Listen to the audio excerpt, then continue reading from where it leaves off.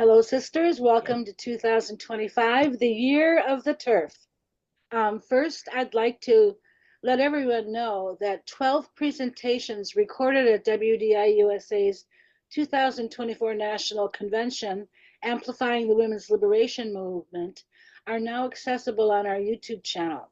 I'd like to draw particular attention to this year's inaugural Janice G. Raymond keynote address delivered by feminist activist, author, and screenwriter Joanne Parent. Her insightful talk, "We Are Still the Fourth World: How the Current Trans Movement Uses the Playbook of the 1970s Left to Attack Today's Feminists," is an important one for our movement, and I encourage everyone to give it a listen.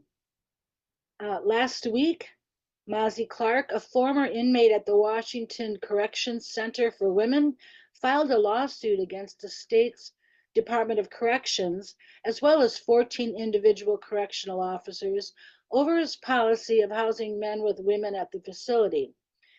The suit alleges that while incarcerated at WCCW in 2022, Clark, a survivor of child rape, was subjected to repeated sexual abuse and harassment from Christopher Williams, a man with a woman identity known to be a violent convicted sexual predator, and also that WCCW had and has a policy of ignoring and downplaying female prisoner complaints about being locked in a cage with biological males, as well as discouraging them from filing official complaints. And that's quote. Her suit seeks damages for emotional distress, humiliation, and violations of her constitutional rights under the First, Eighth, and 14th Amendments, as well as punitive damages and fees. Keep Prison Single Sex USA reports that on January 14th, a district court judge will finally hear the complaint brought on in early 2021 by Rhonda Fleming, a female housed in the U.S. Bureau of Prison System, which is federal, to decide whether she has a right to bodily privacy from male inmates. Fleming was one of the first incarcerated women in the U.S. to speak out publicly on the issue of housing men in women's prisons, and the first American woman in contact with Keep Prison Single Sex even before the U.S. branch was opened. The case, and I quote here, seeks a permanent injunction prohibiting BOP from having biological natal males from sharing a cell or using a communal shower, toilet, or restroom facilities at the same time as Ms. Fleming, to ensure that she will not be forced to expose her private parts and genitals to members of the opposite biological sex. Hopefully the court will decide this landmark case in her favor. In yet another exclusive as well as explosive report, Redux reveals that the Eunuch Archive, a castration fetish forum referenced by WPATH while crafting their most recent standards of care, was co-founded by convicted pedophile Thomas Pydal, who was sentenced to 15 years in prison after he was discovered to have been involved in a child sexual exploitation ring called Boy Lovers United. The predator was linked to over a dozen individuals who had subscriptions with a Belarus-based child pornography enterprise which sold thousands of paid memberships internationally to access child sex abuse content. Redux identified Pydal by corroborating archived websites and Usenet forum posts with historical news reports and court records. And finally, in a move that should surprise no one, the Women's March has officially erased Women's with its rebrand of this year's event scheduled for January 18th as the People's March. There truly is no eye roll big enough for the organization's latest insult.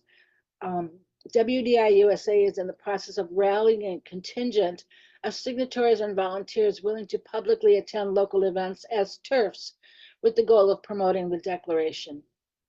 And that's all I have today. Thank you.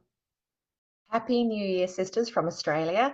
I actually have good news today, which very rarely happens, I realise.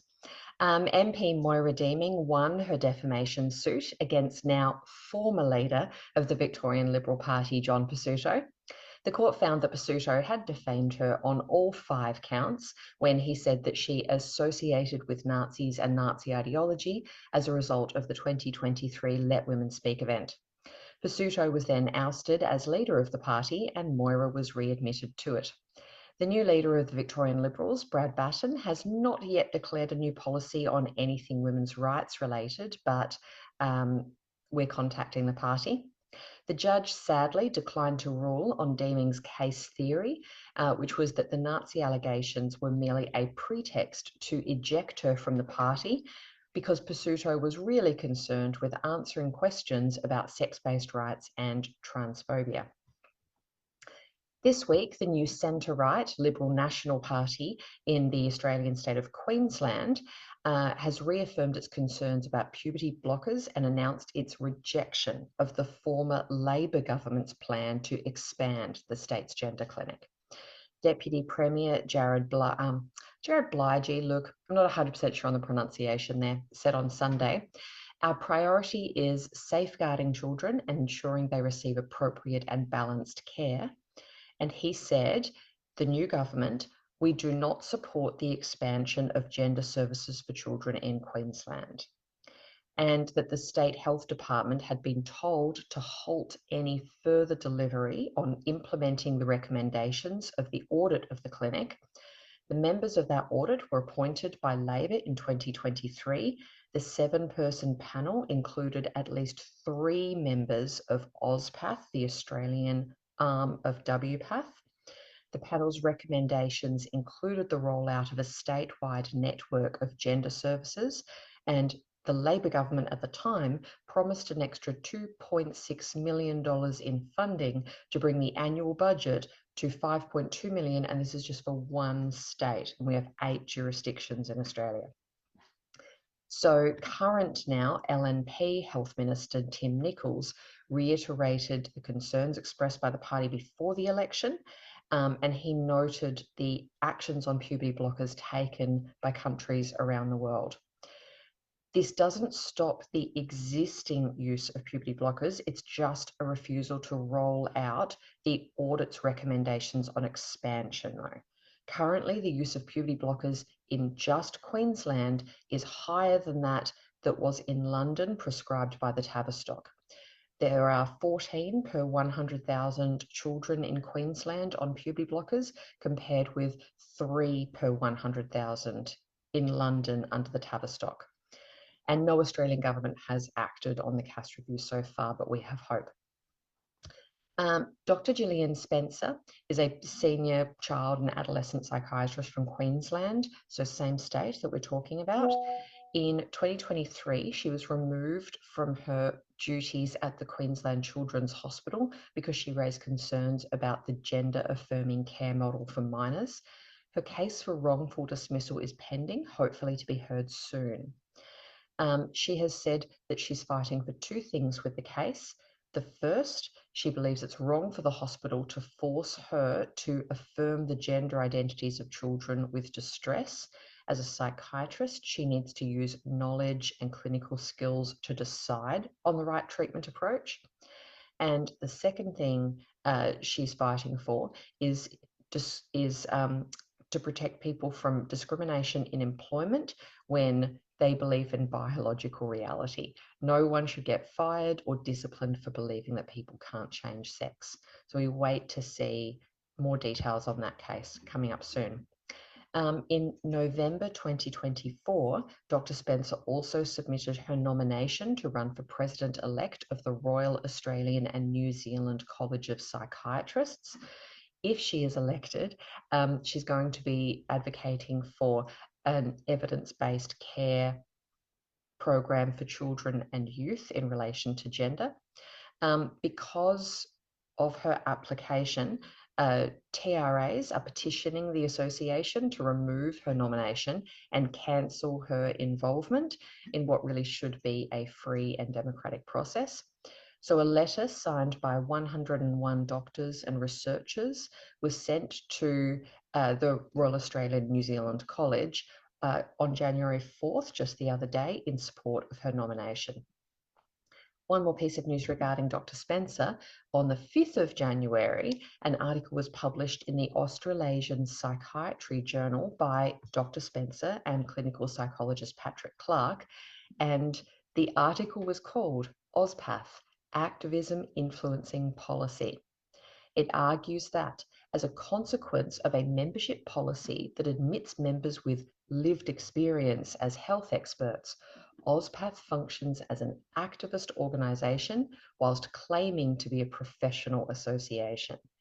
That there is no accreditation or endorsement underpinning OzPath's influence on health policy in Australia, and its role as an activist organisation is demonstrated by a lack of caution in its position statements, which are misleading in circumstances where accurate information has long been available. And it argues that OzPath should no longer be influencing health policy in Australia. And I'll put the link to that in the chat. Some more news of media in Australia being willing to call a spade a spade. On the 1st of January, the Daily Mail published a report in which a father talked about his 11-year-old daughter who flipped between names and gender identities before being approved for puberty blockers by the South Australian Women and Children's Hospital Gender Clinic. He said that the hospital made no attempt to explore pre-existing mental health conditions or developmental history, and he chose not to support his daughter in it, which could have cost him access, but she has now desisted. So the father is calling for a parliamentary inquiry and says that Australia is years behind Britain and Sweden. The Daily Mail published all of this and entitled the piece, "When Brad's 11-year-old daughter said she was a boy, he made a decision that could have cost him everything. Now, a crucial question we must all ask, have our doctors been making a terrible mistake with our children?" And that got past the editor and was published.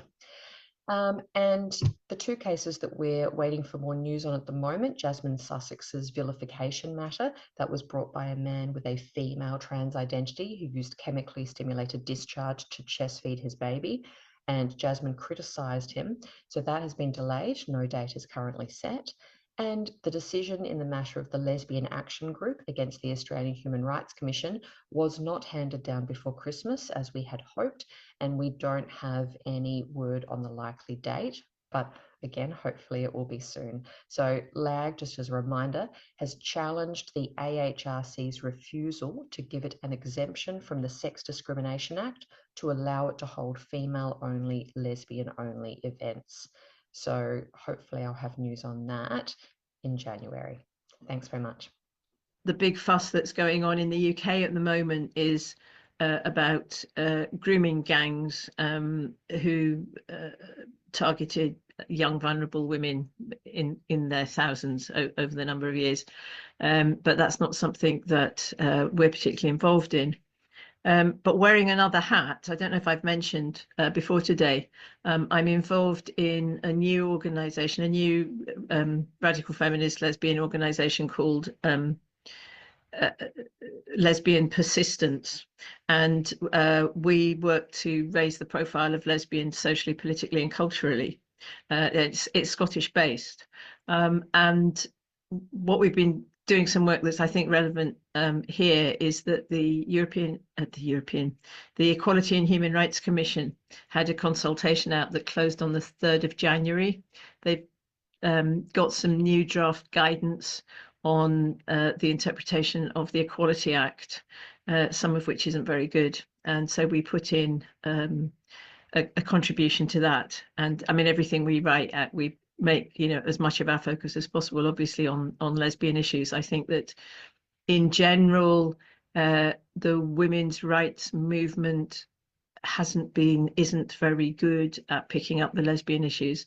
Anybody who was following the Supreme Court case, for example, I think will have seen the importance that was given to the lesbian questions, but they haven't really been adjudicated before because they haven't been picked up a lot. And so I think it's really, really important that we start making more noise. And then, as I was kind of indicating earlier, we're currently working on two other submissions.